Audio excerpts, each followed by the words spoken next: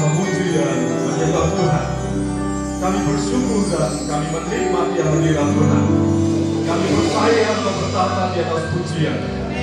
Dan saat ini kami akan berdiam diri sejenak untuk mendengar, merenungkan, dan kami juga siap melakukan kebenaran firman Tuhan. Nyatakan isi hatimu Tuhan. Apa yang menjadi kehendak-Mu akan kami dengar baik-baik, akan kami tangkap pesan firman-Mu, dan tentu kami akan melakukan dalam hidup kami selanjutnya. Waktu ini sepenuhnya kami serahkan hanya di dalam nama Tuhan kami Yesus Kristus. Haleluya. Amin. Silakan duduk. Shalom Bapak Ibu Saudara sekalian yang dalam Tuhan. Terima kasih untuk kehadirannya, terima kasih untuk kesempatannya dan kepercayaannya untuk GBI Nadaboyo menerima Bapak Ibu Saudara sekalian dalam ibadah DKS AD, dan juga ada acara khusus sore hari ini serah terima pengurus yang baru. Mari kita akan merenungkan firman Tuhan di dalam surat Rasul Paulus pada Timotius, 2 Timotius pasal 4 ayat yang pertama sampai ayat yang ke-8, dan kita akan mengambil ayat emasnya di dalam 2 Timotius pasal 4 ayat yang ke-5. Saya bacakan demikian firman Tuhan. 2 Timotius pasal 4 ayat yang ke-5. Tetapi kuasailah dirimu dalam segala hal, sabarlah menderita, lakukanlah pekerjaan pemberita Injil, dan tunaikanlah tugas pelayananmu. Amin. Bapak Ibu Saudara sekalian yang terkasih di dalam Tuhan, saya percaya bahwa sesungguhnya setiap orang percaya, semua anak Tuhan itu memiliki tugas dan tanggung jawab, dipanggil untuk memberitakan firman Tuhan dan juga untuk melayani Tuhan sesuai dengan kasih karunia dan talenta yang dipercayakan kepada setiap kita. Kita dipanggil untuk melayani pekerjaan Tuhan, untuk memberitakan Injil dan menyelamatkan jiwa-jiwa yang terhilang. Dan bagi para pelayan Tuhan, orang-orang yang ingin melayani Tuhan, saya pikir dan perlu kita renungkan, yang pertama kita perlu memiliki komitmen. Kalau kita memperhatikan dari ayat yang pertama, Paulus berkata di dalam suratnya, di hadapan Allah dan Kristus Yesus yang akan menghakimi orang yang hidup dan yang mati, aku berpesan dengan sungguh-sungguh kepadamu demi penyataannya dan demi kerajaannya. Beritakanlah firman, siap sedialah, baik atau tidak baik waktunya. Nyatakanlah apa yang salah, tegurlah dan nasihatilah dengan segala kesabaran dan pengajaran. Jadi Bapak Ibu Saudara sekalian yang terkasih di dalam Tuhan, Paulus menyatakan demi penyataan Allah dan demi kerajaannya. Ini berbicara tentang otoritas, bahwa Paulus tidak menyatakan keinginannya secara pribadi kepada Timotius, tetapi ia mengingatkan kembali kepada anak rohaninya bahwa Timotius ini memiliki tanggung jawab. Bahkan firman Tuhan ini ditulis sangat indah, ayat yang kedua, keruson ton logon, proklamirkan, beritakanlah firman Tuhan itu dengan penuh keberanian, dengan semangat, dengan berapi-api. Karena apa Bapak Ibu Saudara sekalian yang terkasih dalam Tuhan? Kenapa kita butuh komitmen? Karena kita butuh keberanian. Ketika kita menyampaikan firman Tuhan, ayat yang selanjutnya, ayat yang kedua, nyatakanlah apa yang salah, tegurlah dan nasihatilah dengan segala kesabaran dan pengajaran. Ketika kita melayani Tuhan, ketika kita memberitakan Injil, kita tidak menghadapi para malaikat yang hidup kudus. Kita menghadapi anak-anak Tuhan, bahkan orang-orang yang belum percaya, yang mereka butuh firman Tuhan, mereka butuh keselamatan, mereka yang masih hidup di dalam dosa. Jadi kita butuh keberanian untuk menyatakan apa yang salah. Saya merenungkan dan saya belajar sebagai hamba Tuhan. Saya tidak sekedar nunut urip, titip urip sebagai hamba Tuhan, tidak sekedar golek sandang pangan. Tetapi sebagai pelayan Tuhan, sekali lagi kita punya otoritas ilahi untuk menyampaikan kuasa firman. Dan pengurapan dari Tuhan itu saya percaya akan menyertai kita dan akan memakai kita sehingga kita punya keberanian. Walaupun itu berisiko Bapak Ibu sekalian yang terkasih dalam Tuhan. Pernah saya 8 tahun melayani di satu gereja cukup besar di Jepara, lebih dari 3.000 jiwa jemaat. Pada waktu itu ini gereja yang cukup terbesar di sinode itu. Saya masuk tahun 99, sinode gereja ini masih pecah jadi dua. Karena konflik, karena perebutan aset dan lain sebagainya. Tahun 99 saya berusaha untuk membantu rekonsiliasi dan puji Tuhan terjadi rekonsiliasi.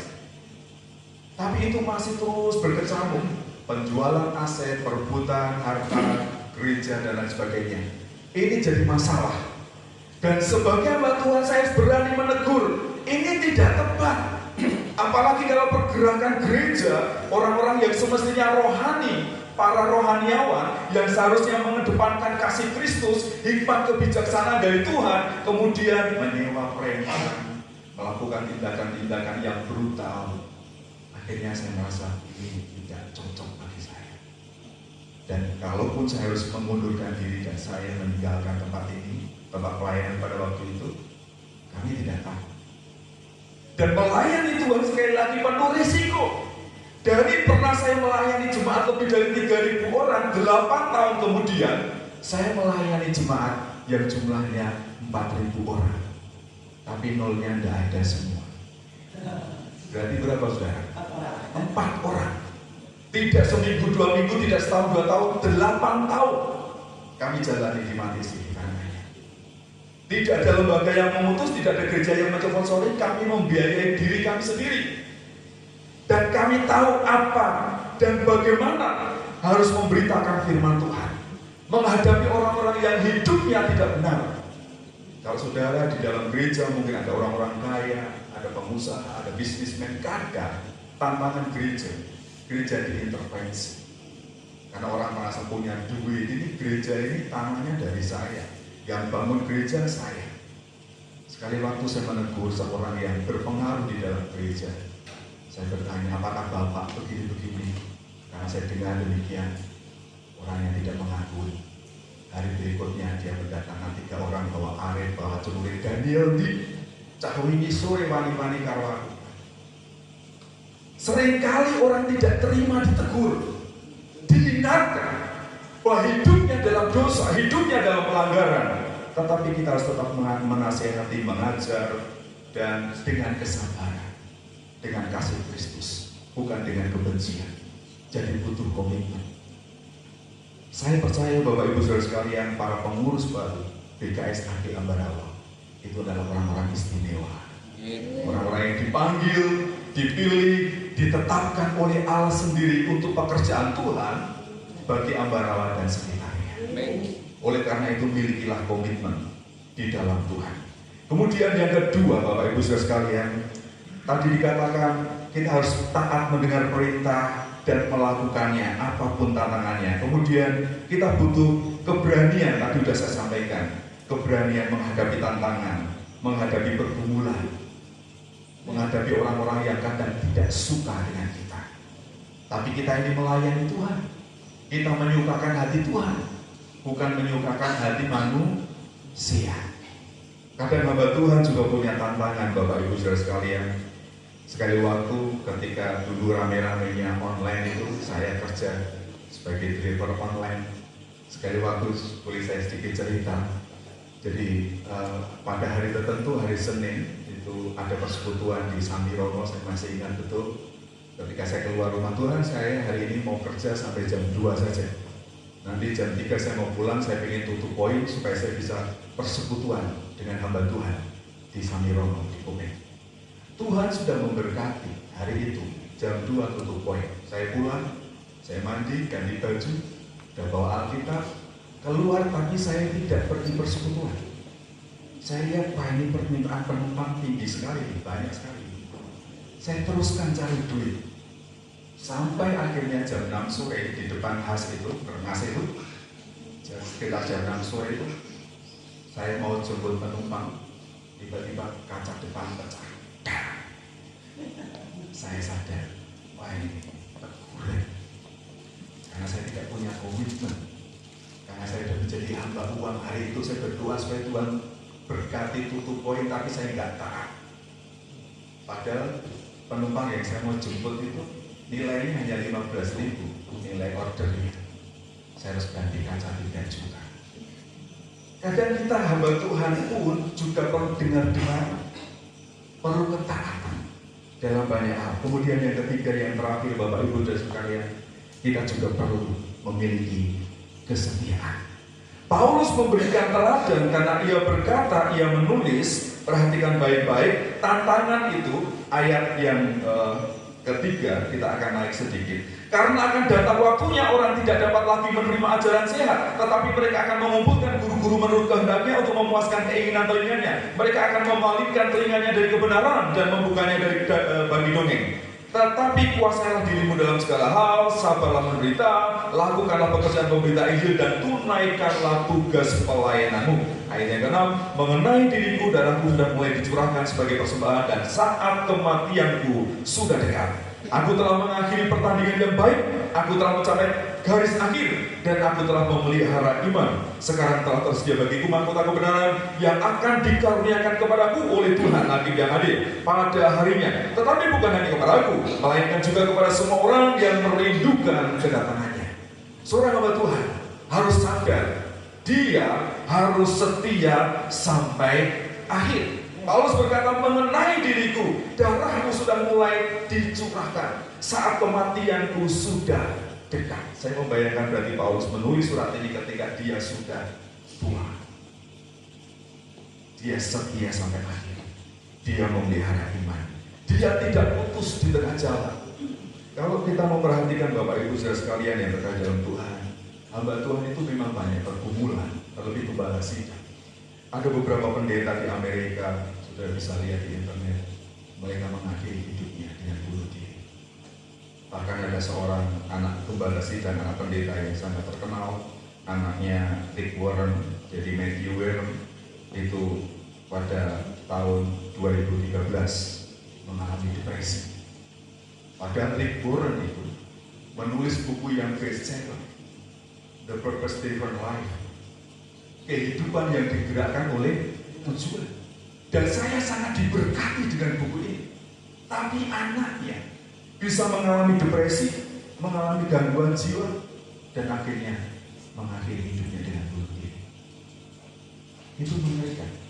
Juga ada pendeta yang lain, Andre Stockley di California tahun 2018, kemudian Jerry Wilson 2019, juga ada yang lain.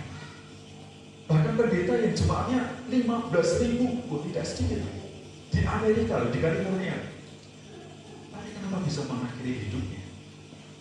Api Roh Kudus, hadirat Tuhan, itu perlu dijaga seperti Paulus berkata, aku telah mengakhiri pertandingan, memelihara iman. Jangan kemudian saudara meninggikan diri saya seorang pendeta yang besar, seorang pendeta yang terkenal. Saya tidak akan jatuh, saya tidak akan goyah. Kita perlu berserah penuh kepada Tuhan. Karena secara prinsip kita tidak punya kekuatan dari diri kita secara pribadi. Kita perlu Tuhan. Kita bisa mengalami titik lemah, titik terendah, dan kita perlu berkomitmen. Kita perlu memiliki keberanian. Kita perlu memiliki kesetiaan. Jangan putus asa. Jangan memulai dengan hal yang baik, tapi mengakhiri dengan sesuatu yang tidak baik.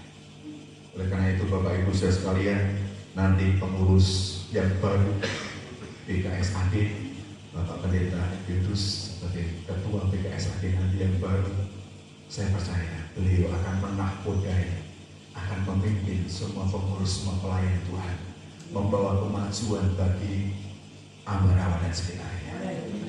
Jadi saya percaya gereja itu tidak perlu fanatik dengan organisasi, dengan sistem baptisan, karena gereja dan baptisan itu tidak menyelamatkan. Amin saudara. Yang terpenting selama pengajaran firman Tuhan itu masih injili, masih komprehensif berdasarkan firman Tuhan, kita bisa bersama-sama. Karena sebagai anggota tubuh Kristus, kita harus saling mengasihi, saling melayani, dan saling melengkapi. Kita berbeda itu untuk saling memperlengkapi. Oleh karena itu, jangan, wah ini di GBI tidak usah datang, ini di GBDI, wah ini GKJ aku kurang semangat. Saya 8 tahun pendeta GKJ, saya bisa menikmati, menyembah Tuhan dengan seadat dulu. tapi dengan suasana karismatik saya juga tetap bersemangat menyembah Tuhan. Namun sebenarnya Tuhan bisa hadir dalam segala suasana, dalam segala keadaan, selama hati kita terbuka, selama kita berserah dan mempersilahkan Roh Kudus berkarya dalam hidup kita. Amin. Mari kita tunduk kepala dan kita akan berdoa. Haleluya. Bapa, kami bersyukur biarlah renungan singkat kebenaran firman Tuhan yang kami dengar sore hari ini. Kami mau menunaikan tugas pelayanan, tugas untuk memberitakan Injil, memberitakan firman Tuhan sesuai dengan kasih karunia dan talenta yang kau percayakan kepada kami pribadi lepas pribadi. Karena dalam kepengurusan BKSAG tentu ada ketua, ada sekretaris, ada bendahara, ada juga seksi-seksi yang lain. Dan kami rindu melalui lembaga ini, melalui persekutuan kesatuan di BKSAG ini, gereja-gereja Tuhan, anggota tubuh Kristus, umat Tuhan di Ambarawa dan sekitarnya akan diikat dengan tali cinta kasih Kristus. Kami dipakai oleh Tuhan untuk memberitakan Injil, untuk menyelamatkan jiwa.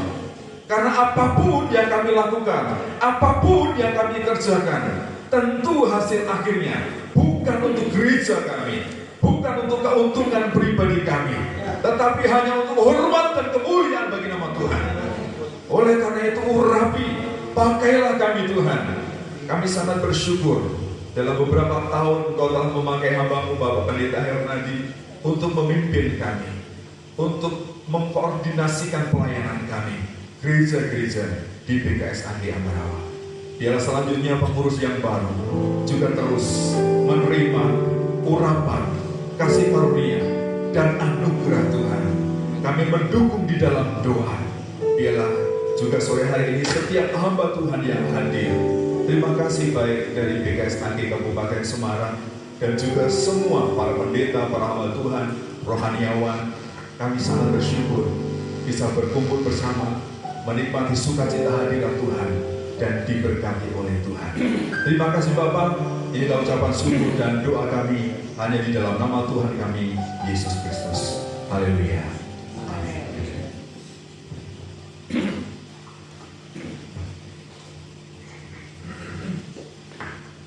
Baik, Bapak Ibu diberkati oleh Tuhan. Boleh beri kemuliaan untuk nama Tuhan.